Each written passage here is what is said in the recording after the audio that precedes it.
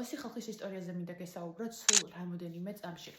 ოსი ხალხი, როგორც მოგხსენება, არის ისტორიული ირანელი ხალხის წინაპრები. ისინი ჩრდილო კავკასიაში, დღევანდელი რუსეთის ტერიტორიაზე, ჩრდილო კავკასიაში ცხოვრობენ ჯერ კიდევ ძველი წელთაღრიცხვის პერიოდში. მათ შორის დარიუსის რომ წარმოედგინოთ დაახლოებით ძველი წელთაღრიცხვის მე-5-6 საუკუნეებშიც კი არის ცნობები, რომ ირანელი ხალხი მართლაც ცხოვრობდა ჩრდილო კავკასიაში და იყო მათი განსახლების არეალი ჩრდილო კავკასიაში. ამაზეც არავინ არ დაობს და ამიტომაც არის რომ დღეს რუსეთის ფედერაციაში აქვთ უფლება რომ მათ ქონდეთ ავტონომიური ოლქი.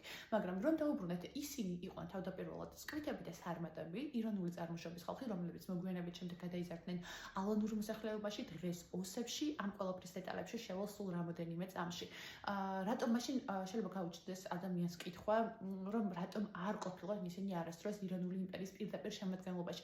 ნაწილობრივ იყვნენ კიდეც გავლენის სფეროებს თუ გავითვალისწინებთ და საქართველოს გავლით ისინი ირანული ხალხი და ირანული იმპერია ახერხებდა აქემენიდური ირანი ზოგადად ახერხებდა გასვლას ჩრდილოეთ კავკასიაშიც, თუმცა რატომ არ ხდება ისტორიულ წყაროებში ასეთ დაბეჯითებით, რომ ისინი შედიოდნენ უშუალოდ აქემენიდური ირანის შემადგენლობაში. ამაზე პასუხი ძალიან მარტივია. პირველ რიგში ძველ საუკუნეებში ჩვენს წელთაღრიცხვამდე არ იყო ასეთი ნორმალური ხალხების ერთიანად გაერთიანება, მაგალითად თუნდაც იგივე მიდიელები რომ გავიხსენოთ, მხოლოდ მოგვიანებით შედიან ხომ სპარსეთის იმპერიის შემადგენლობაში და თავდაპირველად ისინი ცალკე ხალხებად, ცალკე სტრუქტურულ ერთეულად ერთიანდებოდნენ. შესაბამისად არ არის განსაკვირი რომ სკვითები და სარმატები, რომლებიც არიან დღევანდელი ოსების წინაპრები, ირანელი ხალხის შთამომავლები და დღეს ოდნავ სახეცვლილია, იმიტომ რომ ისინი იზოლაციაში განვითარდნენ და ამასაც მოვუბრუნდებით რამდენიმე წამში. და რეალურად ამის ისტორიული საფუძველი, რომ ისინი არის ირანელი ხალხი, ყოველ შემთხვევაში დღესდღეობით ასე არის დამტკიცებული და ასე არის მიჩნეული. არა სხვა ჩრდილო კავკასიელი ხალხი, არამედ უშუალოდ ოსები. თავად სახელი ოსი მოდის ქართული სიტყვიდან ალანი, ასი, რომელიც დამკვიდრებულია სალაპარაკო ტერმინებში. რა ხდება შუა საუკუნეებში, რომ ცოტა გადმოვიდეთ წინ, მე-13 საუკუნეებში ალანები, ანუ დღევანდელი ოსების წინაპრები, ახერხებენ, რომ შექმნან დამოუკიდებელი სახელმწიფოებრივი წარმონაქმნი, ანუ არა უშუალოდ მოიხსენიებიან ისტორიაში, როგორც მაგალითად ჩრდილო კავკასიელები მთიელი ხალხი, არამედ უკვე ქმნიან ისტორიულ სახელმწიფოებრივ ერთობას, ალანიას, რომელიც როგორც მოგახსენეთ, არსებობს მე-13 საუკუნეში. აქვე აღსანიშნავია, რომ საერთოდ არ არსებობს მაშინ ტრული დამოკიდებულება ალანელ და ქართულ ხალხს შორის და ეს ურთიერთდამოკიდებულება არის პირიქით მოკავშირეობრივი და ამაზე მეტყველებს ისტორიული წყაროებიც, ეს არის ისტორიულად დამტკიცებული ფაქტი. თუმცა რა ხდება მოგვიანებით პერიოდში, მე-13 საუკუნეში, მანამდე სელჩუკები შემოდიან ჯერ და მნიშვნელოვნად დასუსტებენ ისინი ალანიას, მაგრამ 1206 წლიდან მოყოლებული 20 უფრო 1220-იან წლებში, როდესაც ისინი შემოდიან და მათ შორის ახდენენ საქართველოს ტერიტორიის დაკავებასაც, ისინი ადიან ჩრდილო კავკასიაში და საერთოდ მიწასთან საერთოდ ალანია როგორც დამოუკიდებელი სახელმწიფოებრივი წარმონაქმნი საერთოდ წყვეტს არსებობას მე-13 საუკუნეში. შესაბამისად ისინი იხიზნებიან უფრო მთიან დასახლებაში ჩრდილოეთ კავკასიაში იყვნენ ისინი და ჩრდილოეთ კავკასიაში მთების დეფიციტი არ არის მოგეხსენებათ. უბრალოდ ისინი რადგან სტეპებში გადაადგილების მონღოლებისთვის პრობლემას არ წარმოადგენდა, ამიტომ მიაყენეს ალანებს განსაკუთრებული დარტყმა და ზიანი. ამის შემდეგ უკვე მე-13-მე-14 საუკუნეებში იწყება ეგრეთ წოდებული ოსური ალანების იზოლაციის პერიოდი, როდესაც ისინი არიან მთებში გახიზნულები და დამოუკიდებლად ცდილობენ საკუთარი თავის გადარჩენას ერთი კონკრეტული მიზეზის გამო, იმიტომ რომ უბრალოდ ფიზიკურად როგორც სახელმწიფოებრივი ერთობა აღარ არსებობს, აღარც ჯარი, აღარც თავდაცვის საშუალება. დღევანდელი რუსეთის ტერიტორიაზე კიდევ ერთხელ ხაზს ვუზავ არადაირად საქართველოს ტერიტორიაზე. ალანიაში დღევანდელი ჩრდილო კავკასიის ტერიტორია ზუსტად იგივე უბრალოდ უფრო გაცილებით უფრო დიდ ტერიტორიას მოიცავდა ალანია, ვიდრე დღეს ჩრდილო კავკასიაში მთლიანად. თუ ვინმეს აქვს რუსეთთან ტერიტორიული დავა საწარმოებელი, ეს არის რუსეთის იმპერიის შემდეგ სხვა ჩრდილო კავკასიელი ხალხები, მაგალითად კონკრეტულად ჩერქეზები, ჩეჩნები, ადიღეელები, განსაკუთრებით ადიღეელები და ასე შემდეგ, იმიტომ რომ აირუკას რომ დავხედოთ დაახლოებით საქართველოს უფრო ჩრდილო დასავლეთ ნაწილში იყო ძირითადად ალანიის ტერიტორია გაფართოებული. კარგით, რომ დავუბრუნდეთ ჩვენს თემას.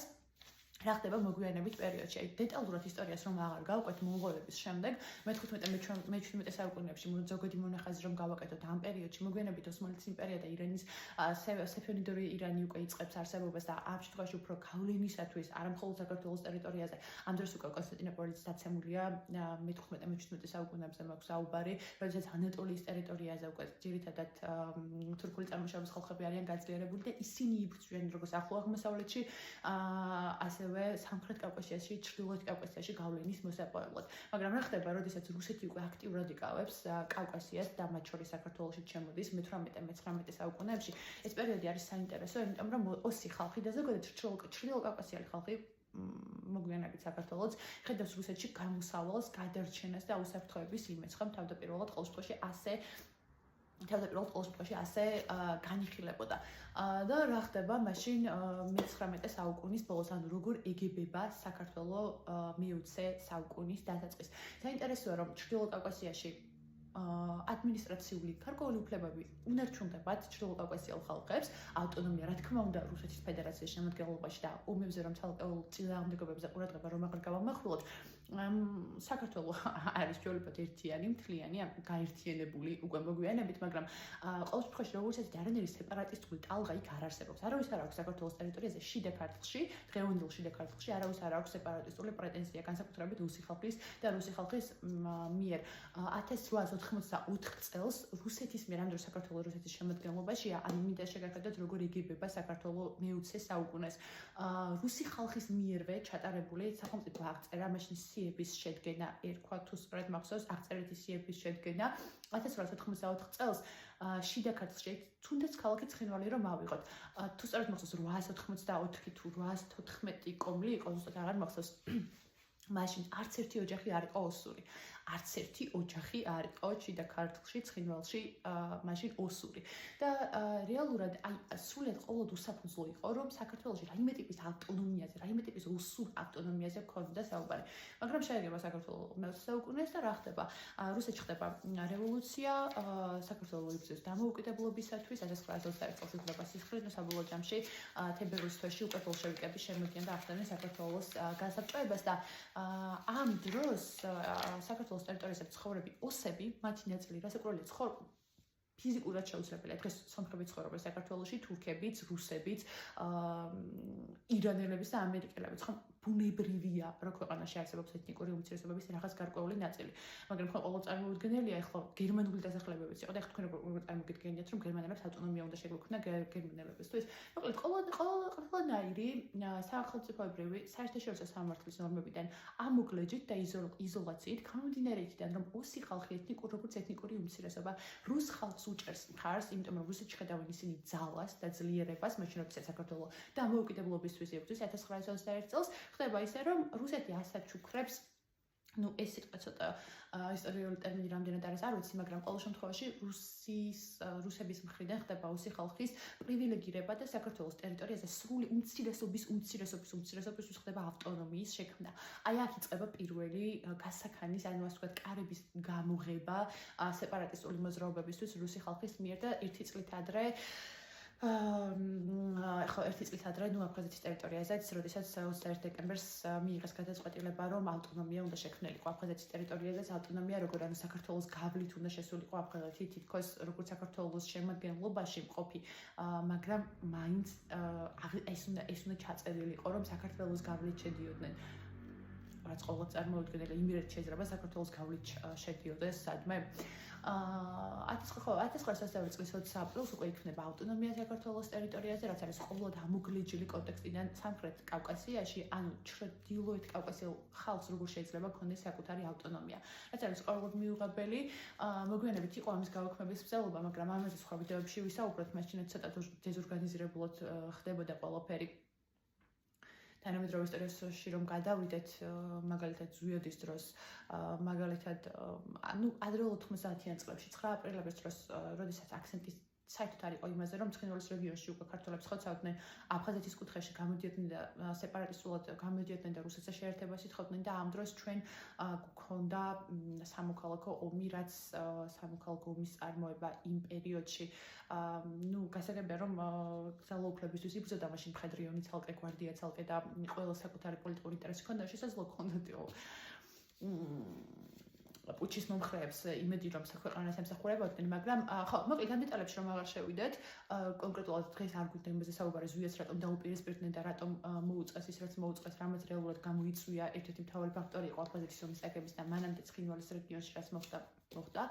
ხო, რომ დაუბრუნდეთ ამას, აი ამიტომ არის ყოველდღე მიუღებელი ტერმინი სამხრეთ ოსეთის გამოყენება, იმიტომ რომ თუნდაც იყოს ყოფილი ადმინისტრაციული ოლქი ან ავტონომია ან ეგრეთ წოდებული, ყოველდღე მიუღებელია, ანუ ჩვენ გამოდის რომ ამ პროვოკაციულ ნარატივს, რომელიც ემსახურებოდა ქვეყანაში ნაციონალისტური შუღლის შემოტანას, გამოდის რომ ჩვენ ამ ნარატივის გამგზავრებლები ვხდებით, ანუ ჩვენი ხელით ვევაწევთ და დღეს თუ მოვასწრებთ ცალკე მინდა ჩავწერო ვიდეო სოციალურ და პოლიტიკურ ლეგალიზებაზე, ასე ვთქვათ, ლეგიტიმაციის მიცემაზე ამ ტერმინებისთვის როგორი მნიშვნელოვანია, იმიტომ რომ მაგალითად ჩვენ დღეს გვედავებიან, რომ აქვს საქართველოს პოლიტიკურ ჯგუფებს ხელი მოწერილი ტერმინის ქვეშ ყოფილი სამხრეთ ოსეთის ავტონომიური ოლქი და ცხინვალის რეგიონზე გარკვეულწილად კი, ანუ დროპ ცხინვალის რეგიონი აქვს ხოლმე იქ მიწერილი, მაგრამ ყოველდღე მიუღებელია ამ დოკუმენტებში, იმიტომ რომ ეს არის ცხინვალის რეგიონი. სამოჩაბლოში დადებითი მცირე ნაწილს მოიცავს, მაგრამ მაინც მისაღებია ცხინვალის რეგიონი ყველაზე ამაზე ცალკე გავაკეთეთ ვიდეო, ცხინვალის რეგიონი ყველაზე მისაღები ტერმინია და სხვა არც ერთი ტერმინი არ შეიძლება იყოს გამოყენებული, რომელიც თავის თავშივე არის სეპარატისტული, ემხრობა სეპარატისტულ და რუსულ ნარატივს არის ყოველდღე მიუღებელი.